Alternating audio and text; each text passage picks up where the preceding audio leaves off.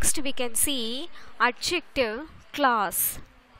The adjective class is the second type of the classes. So the adjective class is also being called as a relative class. Adjective class, it always plays a role of an adjective. Adjective is nothing but it always gives an additional information about the noun or subject in the sentence.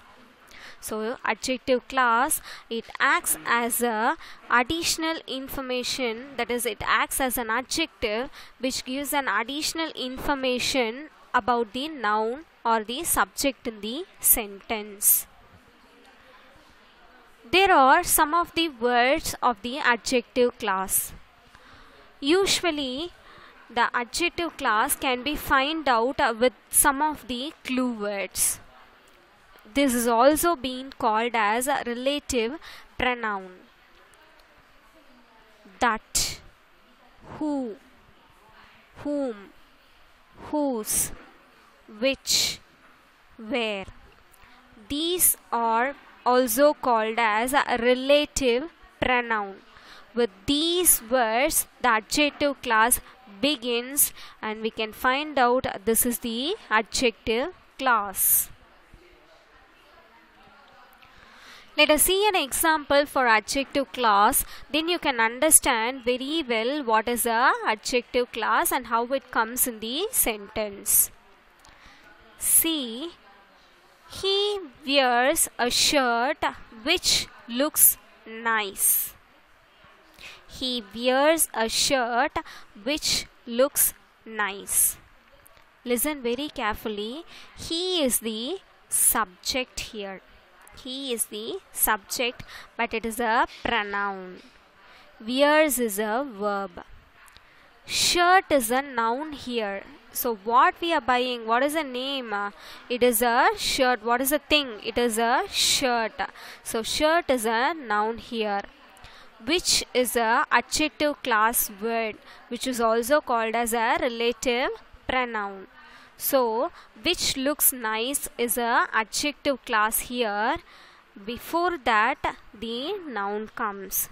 Shirt is a noun here. So always the adjective class, it gives additional information about the noun. He wears a shirt. He is wearing a shirt, but how it looks, it is an additional information. It looks very nice. So adjective, it acts as it gives additional information to the noun. So here shirt is a noun which is a adjective class conjunction, that is it is a relative pronoun. So which looks nice becomes adjective class. So shirt becomes noun. After the noun follows the adjective class. Shirt is a noun which is a adjective class conjunction, or it may be called as relative pronoun. So which looks nice becomes adjective class, and what happens, it follows the noun and gives the additional information to the noun. The adjective class conjunction which comes after the noun shirt. So the adjective class conjunction and the adjective class, it follows the noun. Here the adjective class which modifies or gives additional information about the noun shirt as it looks nice. Yes, it gives additional information. Which looks nice? The shirt, it looks very nice. It is additional information for the noun. Hope so you understood very well with an example of adjective class. Let's move on to the types of adjective class. So adjective class has two types. One is defining class and the other one is modifying class. Here the defining class, it also been called as identifying or restrictive class. Modifying class is otherwise called as non-identifying or non-restrictive class. Let's move on with the defining class. First, we can see what is defining class. The defining class is also called as identifying or restrictive class. It tells something important about the noun. So as such, I told you adjective class, it gives an extra information about the noun. Same as such, the defining class is also doing, it gives something important about the noun. We can see the example, then you can understand what is a defining class here. The defining class is also called as identifying or restrictive class. First example, the man who lives next door is a doctor. Listen very carefully. The man who lives next door is a doctor. Here, the man is the noun, right? Who is the adjective class, that is a relative pronoun. So after this, right from who, the adjective class begins. Who lives next door is a doctor. So who lives next door is a doctor, it becomes a adjective class. Now listen very carefully. The man who lives next door. Up to this, see the man who lives next door. Someone, so with this we can find out that a man is living near to the next door. Is a doctor. See, the next is a doctor. So it is a important and additional information, something which is important about the noun. So the man who lives next door is a doctor. So we can identify here the man who is living to the next door is a doctor. Something important about the noun. Listen. Who lives next door is a doctor. Who is the adjective class, that is relative pronoun or adjective class conjunction. So who lives next door is a doctor becomes adjective class. The man is a noun. So the man who lives next door, with this we can identify he is a doctor. So now the man is a doctor. It has been identified. So this is the defining class. Is a doctor becomes a defining class. So the man is a noun. Who is the adjective class conjunction or relative pronoun. Who lives next door is a doctor, on the whole becomes adjective class, and is a doctor is a defining class. Defining or identifying or restrictive class. So with this example, you can come to a point of view. This is defining class. Now we can see the second sentence. You can understand it very well. I met a boy who had helped me.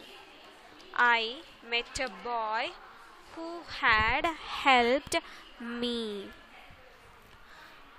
I is a subject, met is a verb, boy is a noun. Who is the adjective class conjunction or relative pronoun. Had helped me. So who had helped me becomes adjective class conjunction, adjective class. And now what happens, it gives an additional information, that is important information. With this important information of the noun, we can identify that is a particular boy. I met a boy. I met a boy. But who is that boy?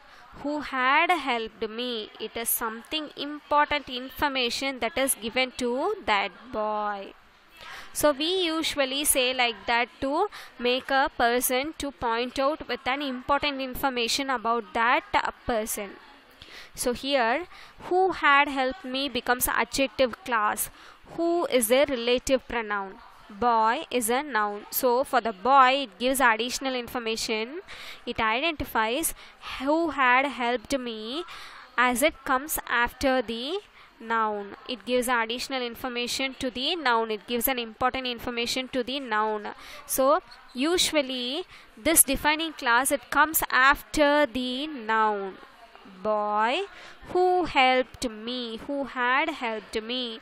So it becomes a defining class here. It gives additional information to the noun, which is very, very important. So now this becomes a defining class. With these two examples, you can come to a point of view what is defining class. You're clear with it, right? Yes, we can move on with the next type, that is modifying class. Modifying class. Modifying class is also been called as non-identifying or non-restrictive class. It has been also called as non-identifying or non-restrictive class. It is an additional information given to the noun, but it is not essential to the sentence. It is an extra information. Okay. So modifying class is nothing. It modifies a noun. It gives an extra information. It is not important. It is not essential, but it gives additional information to the noun in the sentence.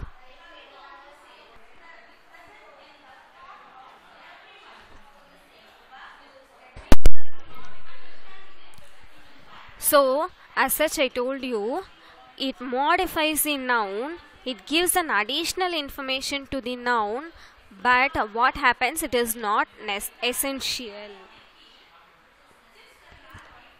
Here a trick is there to identify the modifying class.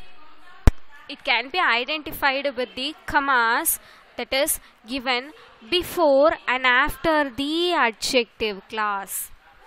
So with this we can find out this is the modifying class. We can see an example, then you can understand it very well. See, Dr. Smith, who lives next door, is a retired surgeon. Dr. Smith, who lives next door, is a retired surgeon. So here Dr. Smith is a proper noun. It is a noun that tells about the person. So with his profession, Dr. Smith is a proper noun. It describes that he is a retired surgeon. So Dr. Smith is a retired surgeon. This is the main information. Listen here.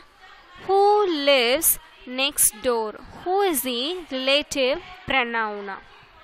Who is the relative pronoun or adjective class conjunction? So who lives next door is the adjective class. Listen, I told you already, modifying class, it can be identified with the commas before and after adjective class. So Dr. Smith, comma. Who lives next door is the adjective class. After that there is a comma. Is a retired surgeon.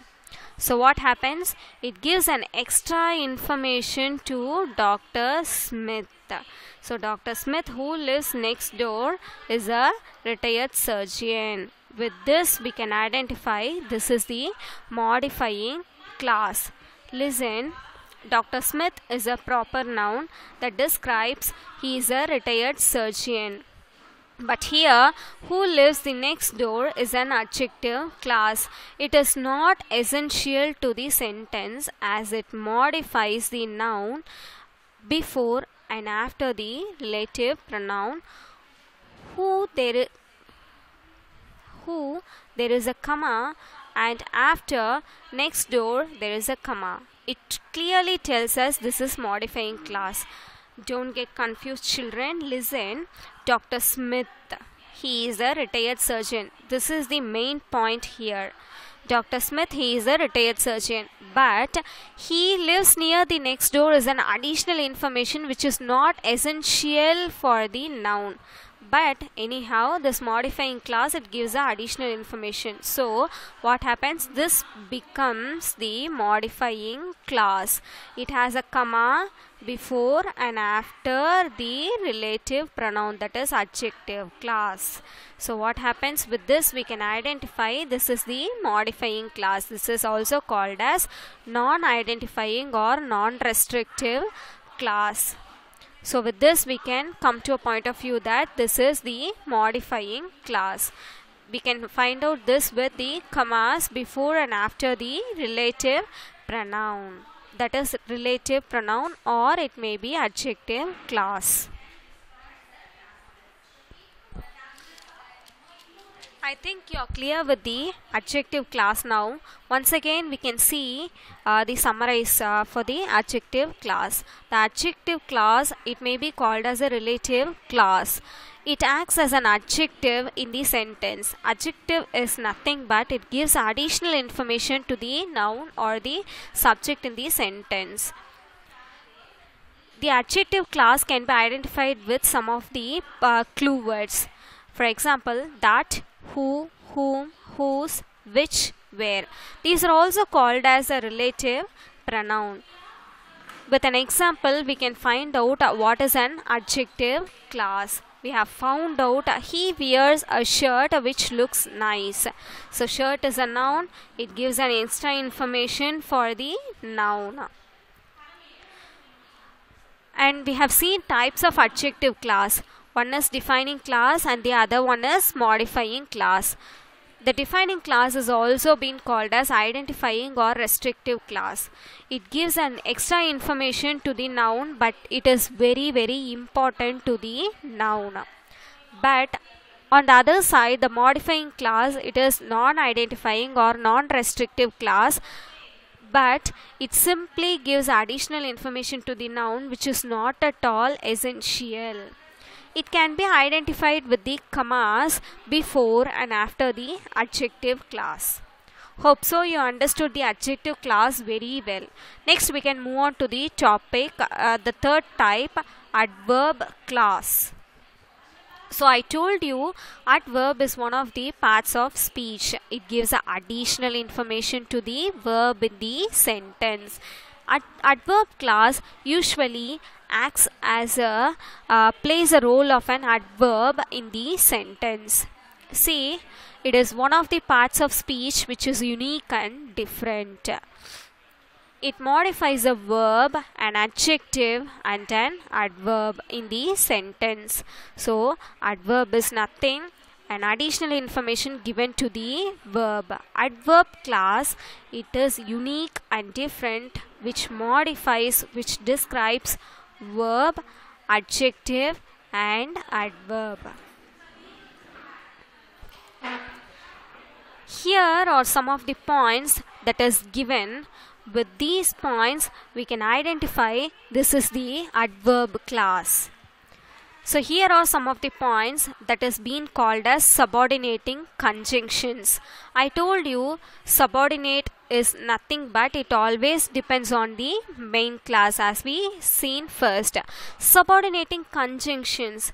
Conjunction means it is the linking verbs which links one sentence with the other. So subordinate conjunctions, that is that depends on the main clause. Here don't get confused children. See, subordinate conjunction. These are some of the adverb clause conjunctions. So with this we can identify this is the adverb clause. Listen, reason, adverb of reason. Clue words are because, since. Adverb of contrast, although, whereas. Adverb of condition, we have seen if condition, right? If, as long as, provided that. Adverb of time, when, while, before. Adverb of purpose, so that. Adverb of comparison, as, then. Once again, these are the adverb clause conjunction. With this we can find out this is the adverb clause. With this only the sentence will begin. See, adverb of reason, because, since. Adverb of contrast, although, whereas. Adverb of condition, if, as long as, provided that. Adverb of time, when, while, before. Adverb of purpose, so that. Adverb of comparison, as, then. With the help of these conjunction words, it builds a relationship between main class and subordinate class. So I told you already, we have seen in the first part of the sentence, we have seen an example. Do you remember? He is buying a shirt which looks very nice. He is buying a shirt is a main class which becomes a connective word to the subordinate class which looks very nice. So like that, these subordinate conjunction, these adverb class conjunctions make a relationship between main class and subordinate class. Let's see some of the example for adverb class, then you can understand it very easily. See the first sentence. Don't go before he comes. So before is a adverb clause of time. See here, adverb of time, when, while, before. With these words we can find out that is a adverb class. See the first sentence, don't go before he comes. Before comes under adverb clause of time. Time is nothing, it usually mentions the tenses. Tenses usually called as a time. Why? Because it tells about the past, present and future. So listen very carefully once again. Don't go before he comes. So before he comes becomes adverb class, and before is a adverb clause of time. See the second sentence. He takes medicine because he is ill. For what purpose he is taking medicine? Because he is ill. Because comes under adverb clause of reason. See here, adverb clause of reason. Because, since. Because comes under adverb clause of reason. So because points out the reason for his illness, he is taking medicine. Hope so you understood the second sentence. See the third sentence. Although he tried a lot, he couldn't climb the tree. See, there are two types of contrast sentences, opposite sentences, right? Two opposite ideas. See, although comes under adverb clause of contrast. Adverb clause of contrast. Although, whereas. So although comes under adverb clause of contrast. So although he tried a lot becomes a adverb clause. Now see, although points out two opposite ideas of his try. So although, so he tried a lot, but what happened? He couldn't climb the tree. Two opposite ideas. He struggled a lot, he tried a lot, but what happens? Opposite. He couldn't climb the tree. So although usually gives two opposite ideas in a sentence. So it is being called as contrast. One will like apple, one will like grapes. So these are the contrast ideas, right? These two, if they come under a single sentence with although, it becomes a adverb clause of contrast. The same thing has been here. Although he tried a lot, he couldn't climb the tree. Although is the adverb clause of contrast. Although he tried a lot becomes adverb clause. He couldn't climb the tree. So hope so you understood the third example. Now come to the fourth example. You can achieve anything provided that you struggle. You can achieve anything provided that you struggle. Now provided that comes under adverb clause of condition. See here, adverb clause of condition. It completes if, as long as, provided that. See, provided that comes under adverb clause of condition. So from here the adverb clause begins. Provided that you struggle becomes a adverb clause. So if you struggle, you can achieve anything. So the what you put, what you get, right? See, do, get. We have studied in habits, right? Yes, the same thing comes under here. What you put, if you struggle, what you get, you can achieve anything. Okay, so that is what. If you struggle, you can achieve anything. So provided that is the effect. What effect it gets, you can achieve, you can get a success in any of your achievement, any of your trying. Okay, so you can achieve anything provided that you struggle. So provided that is adverb clause of condition. So provided that you struggle, this becomes adverb clause. And what is the effect? You can achieve anything. Hope so with these 4 examples you can understand the adverb clause. You can understand what is adverb clause conjunctions. Once again we can see, don't go before he comes. Before comes under adverb clause of time. Before, after, tomorrow, everything comes under time. It tells about the present, past and future. So it is adverb clause of time. He takes medicine because he is ill. I'm not coming to the meeting because I am not feeling well. So because it tells about the reason why he didn't attend the meeting, why he is taking medicine, etc. That is what is given here.